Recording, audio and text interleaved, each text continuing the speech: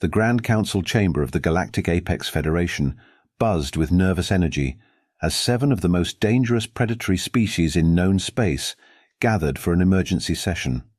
The chamber's obsidian walls reflected the bioluminescent markings of the assembled leaders, creating a light show that would have terrified any lesser beings. Supreme Commander Vexithrax of the Mantis Dominion clicked his razor-sharp mandibles impatiently. His species had evolved from mantis-like creatures that could punch through titanium, and he wasn't used to waiting. "Can we begin already? Some of us have worlds to conquer." "Patience, Commander." High Matriarch Zakrill's tentacles rippled with irritation, her chromatophores flashing warning patterns. The Cephalon Empire's leader had personally devoured 3 minor civilizations, but lately she'd been losing sleep. "This threat requires our full attention." "Threat? They're barely out of their gravity well." General Rakalax of the Draconid Imperium snorted plasma through his armored nostrils. "Just another primitive species that got lucky with FTL." The Shadow Mind collective entity oozed forward in its containment field, its hive mind voice resonating through the chamber. "Your arrogance blinds you, General. These humans have expanded through 17 systems in just 3 solar cycles. Impossible." Warlord Kazarak of the Fanged Sovereignty slammed his clawed fist on the council table, leaving deep gouges in the supposedly indestructible material. "No species advances that quickly without our permission." The Grand Archon of the Nightwing Consortium spread his wings, casting dramatic shadows across the chamber. "They don't seek our permission. That's the problem. They're unpredictable." "Unpredictable is an understatement." High Matriarch Zakrill projected a hologram showing human expansion patterns. "Look at this. They're not following any logical colonization protocol. They're just wandering around." "Like lost cubs," Warlord Kazarak sneered. "Lost cubs that somehow turned 3 of our mining outposts into something called coffee shops last week," the Shadow Mind corrected. Supreme Commander Vexthrax's antennae twitched. "What is this coffee?" "Some kind of psychological warfare agent," General Rakalax growled.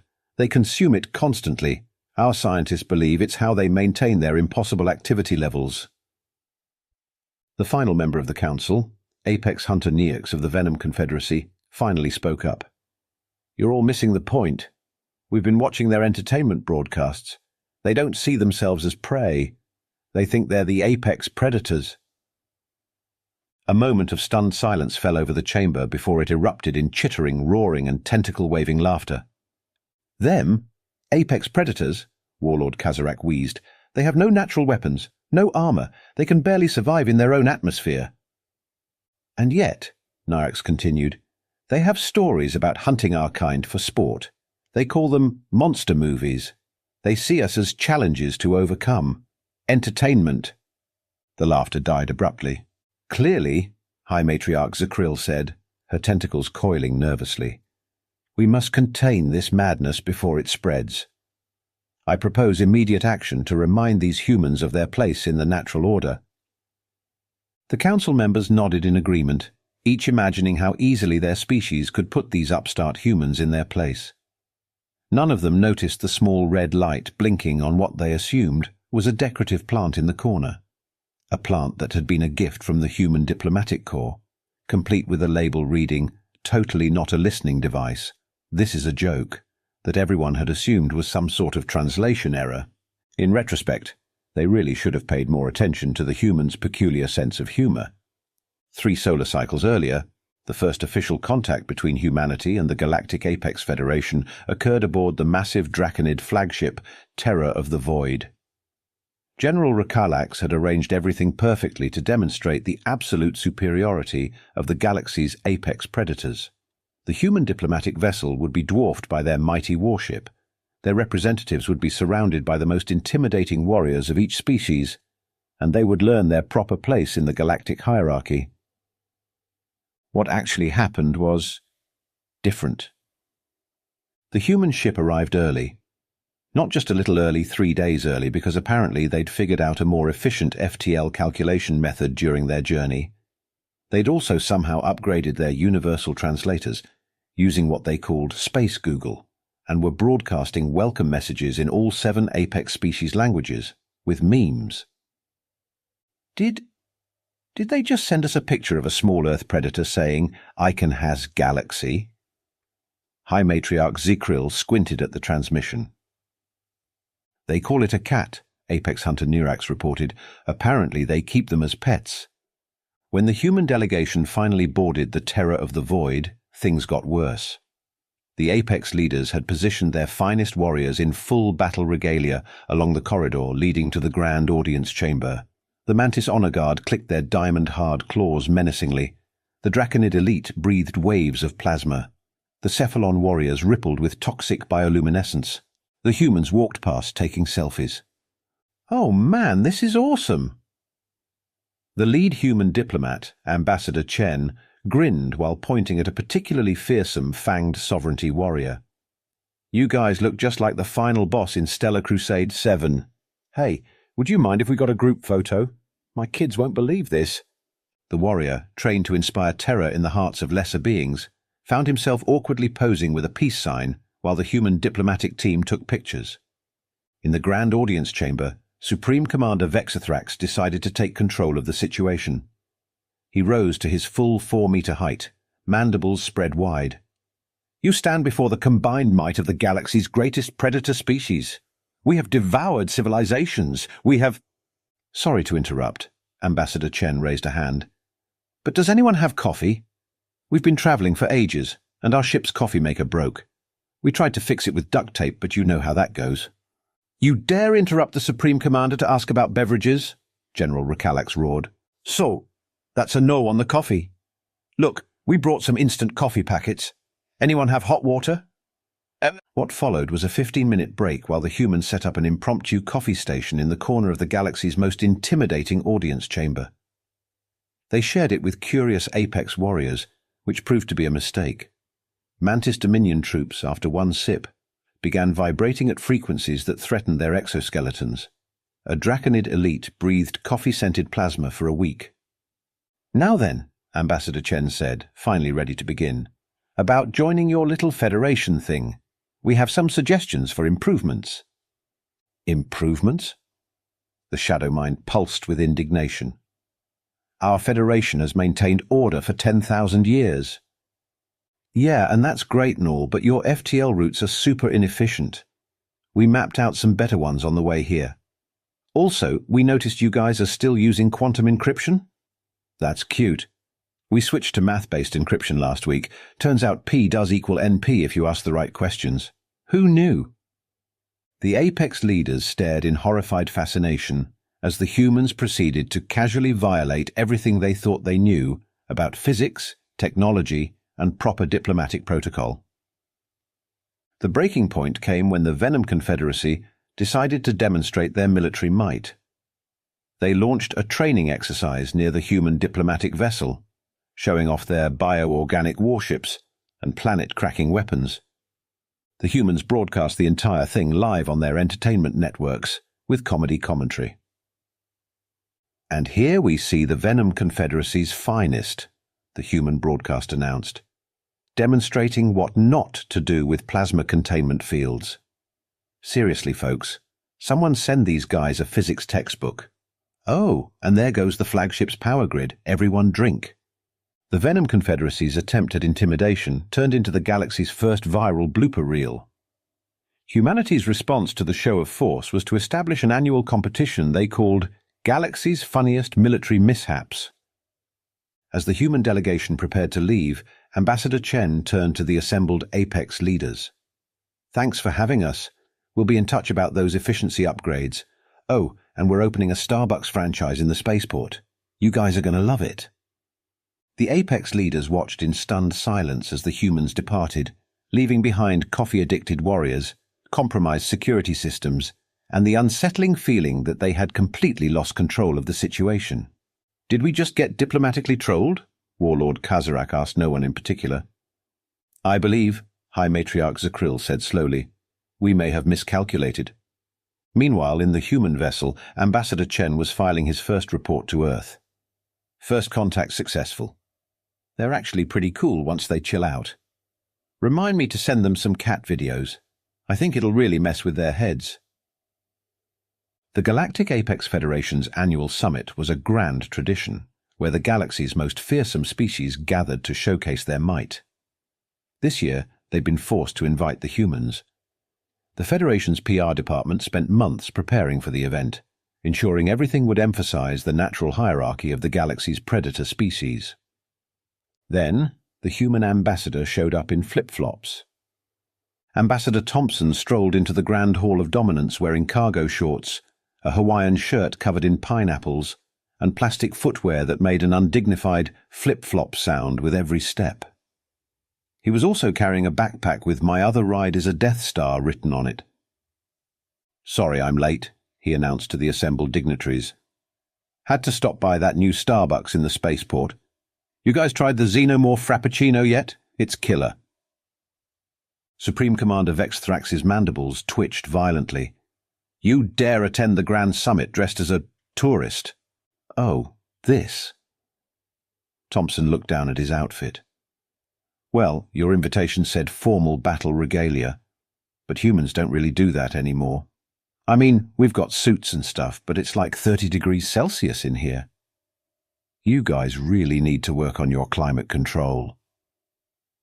High Matriarch Zakrill's tentacles writhed in diplomatic distress. "The temperature is maintained at optimal levels for apex predator species." "Yeah, about that." Thompson pulled a tablet from his backpack. "We've been meaning to talk to you about your environmental standards.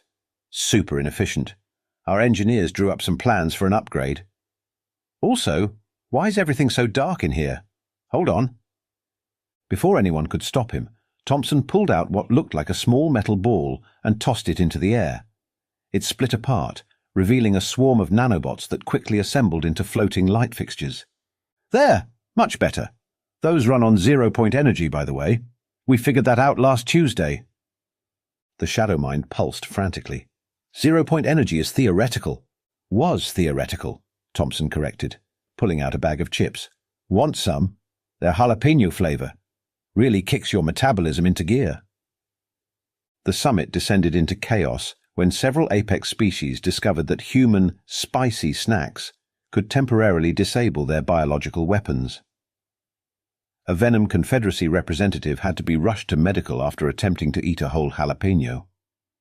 "Now then," Thompson said, pulling up a hollow presentation while munching chips. "About your military budget allocation, we've got some suggestions."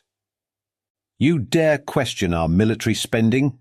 General Rakalax bellowed, flames leaking from his nostrils. "Well, yeah. You're spending trillions on these huge battleships, but they're running on outdated software. We actually found like 40 back doors in your systems. Don't worry, we patched them. You're welcome." The Apex leaders stared in horror as Thompson casually revealed that humans had already compromised their most secure military networks. "Oh, and while we were in there, we noticed your AI development program. Cute stuff. But you might want to update your neural networks. Here's a paper our high school students wrote on quantum neural architecture." He tossed data chips to each leader. "Free upgrade. We believe in open source around here." Warlord Kazarak crushed his data chip in rage. "This is an outrage. You cannot simply—" "Hold that thought," Thompson interrupted, checking his tablet. "Just got a ping from our exploration fleet. They found some cool ruins in the Carina Nebula. You know, the region you guys marked as certain death on the maps? Turns out it's fine if you just recalibrate your shields to account for the quantum fluctuations. We're setting up a research base. Anyone want in? We're thinking of adding a food court." The summit reached its breaking point when Thompson suggested replacing the traditional ritual of dominance with a karaoke night. The apex species were even more horrified to discover that half their junior officers were secretly in favor of the idea. As the summit deteriorated, Thompson received a message from Earth. "Operation Cultural Chaos proceeding as planned. Keep them confused." He grinned and pulled out one final item from his backpack, a small device that looked suspiciously like a children's toy. "Before I forget, we brought gifts. It's a quantum entanglement communicator. We made it look like a Tamagotchi because we thought it was funny. They're all connected to our meme network. You know, for improving interspecies relations and stuff." Within a week, the feared warrior caste of every apex species was inexplicably obsessed with taking care of virtual pets and sharing ancient Earth memes. Productivity across the Federation dropped by 40%. Mission accomplished, Thompson reported back to Earth. They still think we're harmless. Also, you were right about the Hawaiian shirt. The Draconids couldn't stop staring at the pineapples. I think they thought they were some kind of weapon. The Federation's official report on the incident described it as a diplomatic catastrophe. The human report labelled it Tuesday. In an encrypted addendum to his report, Thompson added, P.S. They still haven't figured out that their new quantum communicators are actually upgrading their AIs with human empathy protocols.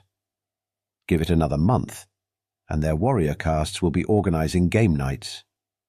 The first sign that something had gone terribly wrong came when the Mantis Dominion's most elite stealth team infiltrated a human research facility, only to find themselves in the middle of an office party. "Welcome to Bob's retirement bash," a human scientist waved cheerfully at the heavily armed infiltrators. "You guys want some cake? Bob's been here 30 years. We've got plenty to go around."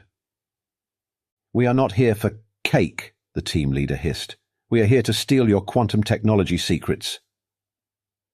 "Oh, those old things?" Bob himself ambled over, paper party hat askew on his head. "We put all that stuff on Space GitHub last week. Open source, you know. Help yourself to the documentation. But seriously, try the cake. It's chocolate." The stealth team left with no secrets, 3 slices of cake, and a growing existential crisis.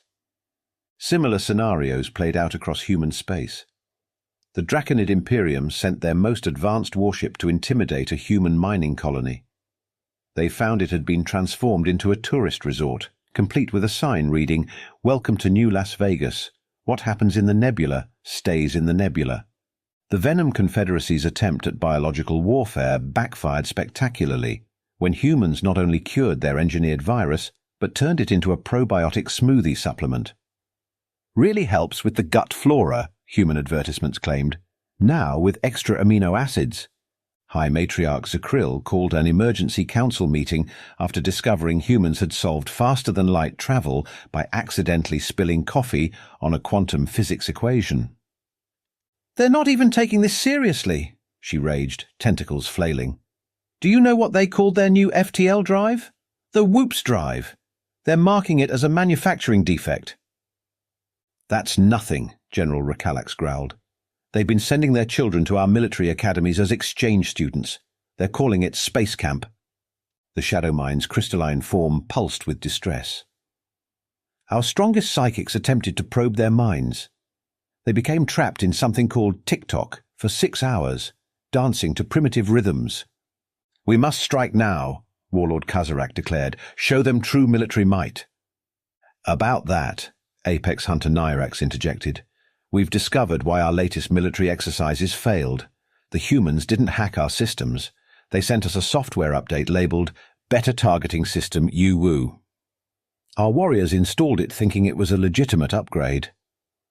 And it replaced all our targeting systems with something called Angry Birds."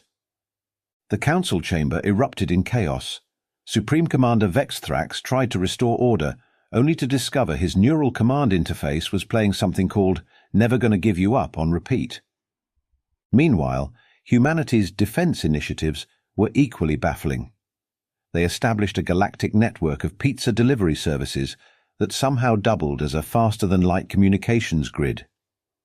Their ships now ran on something they called diet antimatter, which violated several laws of physics but worked anyway. The final straw came when humans introduced the galaxy to social media. Within months, fearsome warriors were more concerned with their space Instagram followers than planetary conquests. The Draconid Elite Guard started a cooking channel. Plasma-grilled delights with Chef Arzok became an overnight sensation. In desperation, the Federation assigned their best analysts to decrypt human technology. The resulting report was concerning. "They're not using any encryption we can detect," the analyst reported. "Their most sensitive data is protected by something called dad jokes and bad puns.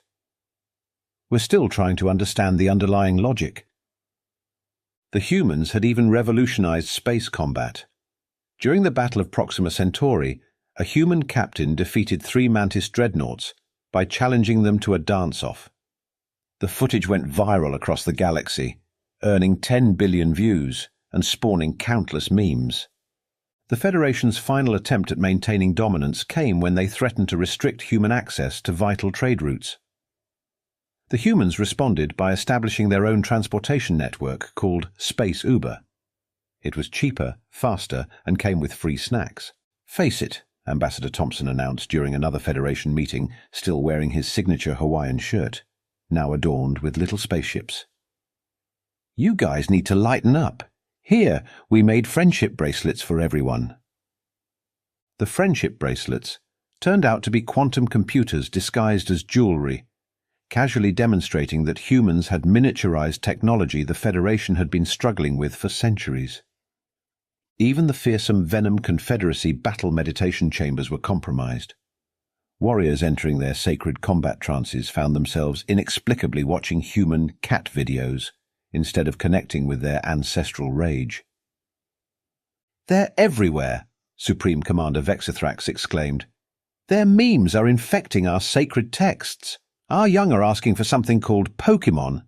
Yesterday I found my own larvae watching human stand-up comedy." The Federation's last-ditch effort to understand humanity led them to establish an observation post on Earth. The observers returned with reports that made no sense. They gather in large groups to watch sports teams they know will disappoint them, one observer reported, twitching. They intentionally consume food so spicy it causes pain. They work jobs they hate to buy things they don't need. They're aware of all this and think it's funny. "How do they maintain galactic dominance with such chaos?" High Matriarch Zakrill demanded. "That's just it," the observer replied. "They're not trying to. They're just doing whatever they want and accidentally becoming more powerful in the process. Also, they knew we were watching the whole time. They've been rating our surveillance attempts on something called Yelp." The rating was 3 stars out of 5. The review read, "Decent effort at cosmic espionage, but the van was too obvious. Also, alien spies shouldn't use human Wi-Fi without asking. That's just rude. P.S. Thanks for liking our cat pictures." The Federation finally realized that humanity hadn't surpassed them through superior technology or military might. They'd done it by making the entire concept of galactic dominance seem outdated, and worst of all, uncool. As if to prove this point, humans began offering team-building workshops to former enemy species. The most feared warriors in the galaxy were now doing trust falls and sharing their feelings over coffee. They called it professional development. The galaxy called it surrender. The Grand Council chamber had changed significantly since humans joined the Galactic Apex Federation. Gone were the intimidating obsidian walls and dramatic lighting. Now the chamber sported something humans called open concept design, with collaborative spaces and a suspiciously large number of coffee machines. Supreme Commander Vexithrax found himself attending the quarterly review meeting in what humans called a beanbag chair. His species didn't even have beans. "Let's look at this quarter's numbers," Ambassador Thompson announced, wearing a suit jacket over his Hawaiian shirt, his idea of formal wear. "Our joint ventures are showing incredible growth. The Draconid Human Fusion Cuisine franchise has gone galaxy-wide," General Recalax grumbled. "We are warriors, not restaurateurs." "Tell that to your profits," Thompson grinned. "Your plasma-grilled burgers are selling faster than we can make them. Plus, the Yelp reviews are amazing." The presentation continued, revealing how humanity had transformed the galaxy's economy. The Mantis Dominion's fearsome battle claws were now being used to craft artisanal furniture. The Venom Confederacy had pivoted to producing organic health supplements. Even the Shadow Mind Collective was making a fortune in computational meditation apps. "But what about our warrior heritage?" Warlord Kazarak protested. "Our species' proud traditions of combat." "Oh, that's covered." Thompson clicked to the next slide. "The Intergalactic Mixed Martial Arts League is our highest-grossing entertainment venture. Your warriors can still fight. They just get sponsorship deals now." The Cephalon champion's tentacle style has gone viral on space TikTok. High Matriarch Zakrill's chromatophores flashed with reluctant pride. The merchandise sales are substantial. The true genius of humanity's strategy became clear. They hadn't defeated the apex predators, they'd franchised them. The Draconid Imperium's fearsome war fleets now ran the galaxy's most reliable shipping service. When it absolutely, positively, has to be there overnight, or we'll breathe plasma on it. The Mantis Dominion's hyperspeed reflexes made them natural esports champions. The Venom Confederacy found their talent for toxins made them excellent craft beer brewers. And here's the best part, Thompson continued. Our cultural exchange programs are off the charts. Last week's Predators Got Talent show broke all previous viewing records. The apex species had discovered something more addictive than conquest: likes and subscribers. Even their traditional combat training had been revolutionized. The Federation's most elite warriors now honed their skills in something humans called escape rooms. The Shadowmind's psychic training programs had been gamified. Mindcraft, they called it. But how, Supreme Commander Vexithrax finally asked, how did your species manage to domesticate us? Thompson laughed. Domesticate? Now, we just showed you guys how to monetize your natural talents. You were all so busy trying to be the most dangerous species in the galaxy, you never realized danger could be marketable. It was true. Humanity's greatest weapon wasn't technology or military might. It was their ability to turn anything into a business opportunity. They hadn't conquered the galaxy, they'd franchised it, monetized it, and gotten everyone to like it. The proof was in the numbers. The Federation's GDP had tripled. Former enemies were now business partners. Even pirates had gone legitimate after humans introduced them to corporate raiding and venture capitalism. Next on the agenda, Thompson continued, our marketing team has some suggestions for rebranding the Federation. How do you all feel about Galaxy's greatest partnership? Our focus groups love it. The Apex leaders looked at each other, remembering their former glory days of conquest and intimidation. But then they checked their profit margins. The human way is acceptable, Warlord Kazarak admitted, checking his space LinkedIn profile on his quantum pad. Excellent. Thompson clapped his hands. Now, about this year's team-building retreat. We're thinking paintball tournament followed by karaoke. Trust me, nothing builds cooperation like getting shot with paint and then singing Don't Stop Believing together. As the meeting concluded, High Matriarch Zakrill pulled Thompson aside. We've figured it out, you know. Your species' true survival strategy. Oh? Thompson raised an eyebrow. You didn't need to be the most dangerous species. You made everyone else too busy making money to be dangerous. Thompson grinned. Well, that, and we introduced you all to cat videos. Have you seen the new one with the Draconid kitten? Adorable. The galaxy's most fearsome predators had finally met their match. Human capitalism, wrapped in memes, delivered with a smile and a coffee loyalty card. And somehow they were happier for it. Back in the present-day council chamber where our story began, the Apex leaders stared at the decorative plant that had been broadcasting their entire containment meeting to human entertainment networks. And that, folks, concludes episode 47 of When Apex Predators Attack Their Own Dignity. Ambassador Thompson's voice boomed through the chamber's speakers. Don't forget to like and subscribe.